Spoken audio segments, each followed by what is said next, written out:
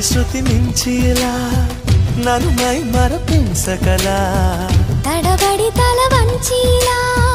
తలపును అని చేస్తే ఎలా మరేం చెయ్యనే నీతో ఎలా వేగనే నన్ను దాటి వెళ్ళలేవు నిన్ను నువ్వు దాచలేవు ఏమి చెయ్యనయ్యో రామా ఉన్న మాట చెప్ప నీవు ఊరుకుంటే ఒప్పుకోవు ఇంకెలాగే సత్యభామా